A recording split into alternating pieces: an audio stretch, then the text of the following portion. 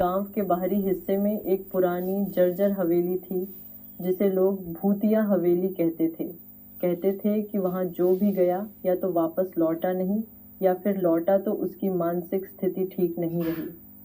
कुछ लोगों ने वहां से डरावनी चीखें सुनी थीं तो कुछ ने वहां भूतों की परछाइयां देखी थीं, लेकिन अर्जुन उन लोगों में से नहीं था जो बिना देखे सुने किसी बात पर यकीन कर ले। वह गांव का सबसे साहसी और समझदार युवक था। उसने हमेशा माना कि डर केवल दिमाग का भ्रम होता है और उसे हराने के लिए हिम्मत और दृढ़ निश्चय की जरूरत होती है। एक दिन गांव में एक और घटना घटी। एक चरवाहा जो गलती से हवेली के पास चला गया था, बदहवास हालत में भागता हुआ लौटा। उसकी आंखों में भय साफ झलक रहा था। वह कुछ बोल नहीं पा रहा था, बस कांप रहा था और इशारों में हवेली की ओर इशारा कर रहा था।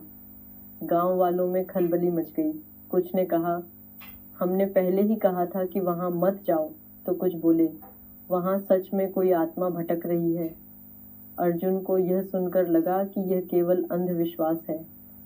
उसने फैसला किया कि वह खुद जाकर देखेगा कि हवेली में ऐसा क्या है जो लोगों को डराता है।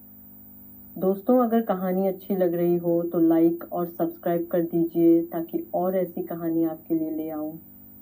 अर्जुन ने अपने दोस्तों को भी साथ चलने के लिए कहा, लेकिन सभी ने मना कर दिया। किसी को भी अपनी जान जोखिम में नहीं डालनी थी। अंत में अर्जुन ने अकेले जाने का निर्णय लिया। अगर मैं वापस ना आऊं तो समझ लेना कि मैं गलत था, उसने मजाक में कहा, लेकिन गांव वाले हंसने की बजाय चिंतित हो गए। रात का समय चुना गया क्योंकि ज्यादातर घटनाएं रात में ही होती थीं। अर्जुन मशाल लेकर हवेली की ओर बढ़ा। हवेली के पास पहुंचते ही ठंडी हवा चलने लगी। चारों ओर सन्नाटा था, बस पेड़ों की पत्तियां सरसराने की आवाज आ रही थी। जैसे ही अर्जुन ने हवेली का दरवाजा खोला, एक जोरदार छर्रर की आवाज गूंजी। अंदर घुप अंधेरा था, मानो वर्षों से कोई यहाँ आया ही न हो। अर्जुन ने अंदर कदम रखा। हवेली की दीवारें जर्जर हो चुकी थीं, छत से जाले लटक रहे थे और फर्श पर धूल जमी थी। हर कदम के साथ उसकी सांसें तेज हो रही थीं, लेकिन उसने खुद को शांत रखा। तभी अचानक उसे महसूस हुआ कि कोई उसकी पीठ के पीछे है। उसने जल्दी से मुड़कर देखा, लेकिन वहां कोई नहीं था। अर्जुन आगे बढ़ता गया। हवेली का हर कमरा डरावना और वीरान था, लेकिन जब वह हवेली के पिछले हिस्से में पहुंचा तो उसे एक कमरा दिखा जिसका दरवाजा आधा खुला हुआ था। जैसे ही वह दरवाजे के पास पहुंचा, उसे अंदर से किसी के कराहने की आवाज सुनाई दी। उसका दिल जोर जोर से धड़कने लगा। उसने हिम्मत करके दरवाजा खोला और अंदर झांका। अंदर अंधेरा था, लेकिन अचानक एक धुंधली परछाई सामने आ गई। अर्जुन के पैरों तले जमीन खिसक गई। वह परछाई धीरे धीरे स्पष्ट हो रही थी। अर्जुन ने खुद को संभाला और कहा, कौन हो तुम? तभी उस परछाई ने बोलना शुरू किया, मैं इस हवेली का असली मालिक हूँ। मेरी आत्मा यहाँ कैद है। अर्जुन ने चौंक कर पूछा, कैद? क्यों?